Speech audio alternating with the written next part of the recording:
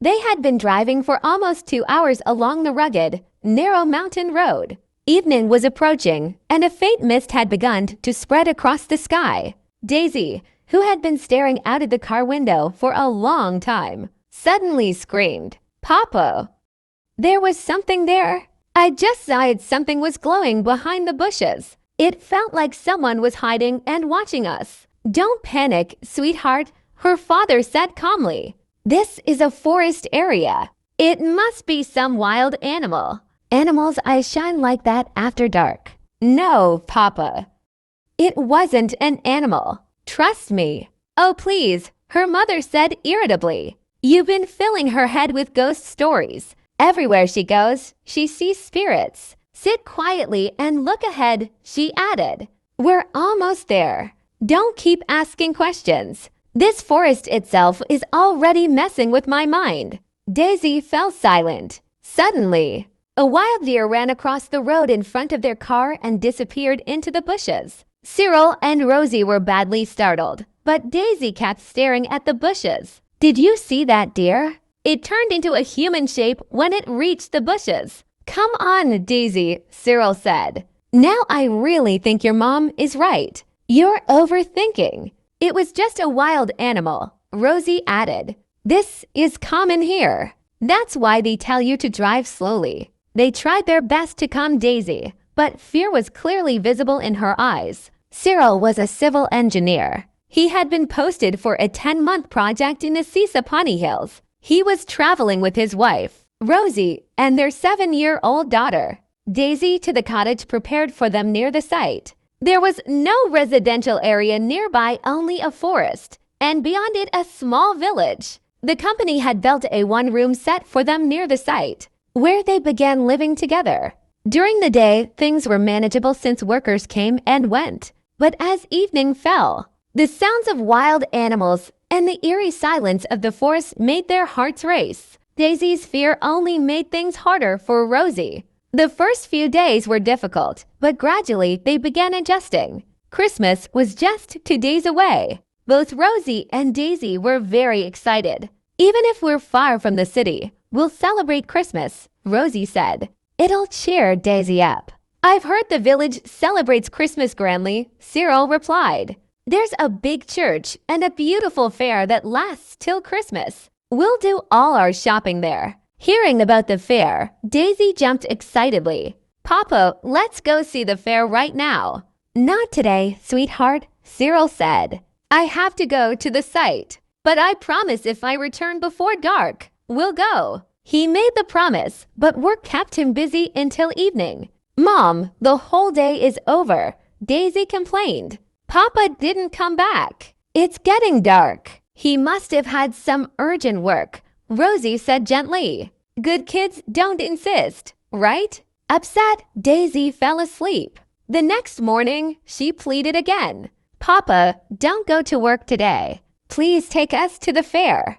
The next morning, she pleaded again. "Papa, don't go to work today. Please take us to the fair." "Papa has no choice," Cyril said. "But I promise I'll come back early today." Time passed slowly. By 5 p.m., Cyril still hadn't returned. Suddenly, there was a knock at the door. "Madam Rosie? Is anyone inside?" Rosie opened the door. A cold gust of wind brushed past her. Outside stood a woman around 35 to 36 years old, dressed like someone from the nearby village. Her face was partially covered with a veil. "Who are you?" Rosie asked. "Sir sent me," the woman said. "I bring tea and water for him. He asked me to take you and the child to the village fair." "But how can we go alone?" Rosie hesitated. "He was supposed to take us." "He's busy," the woman replied. "That's why he sent me." "Don't waste time. It's getting dark." "Said we'll pick you up later." Rosie tried calling Cyril, but there was no network. "Mom, let's go," Daisy insisted. The woman urged them along, mentioning a shortcut through the forest. That would take only 15 to 20 minutes.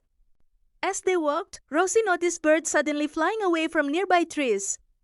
The air grew colder. Crickets chirped loudly in the silence. After some hesitation, Rosie agreed. Soon, darkness completely surrounded them.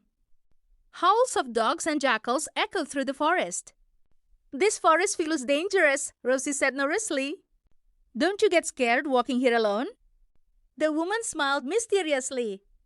"Fear? City people don't know what fear really is. Now that you're here, you'll learn.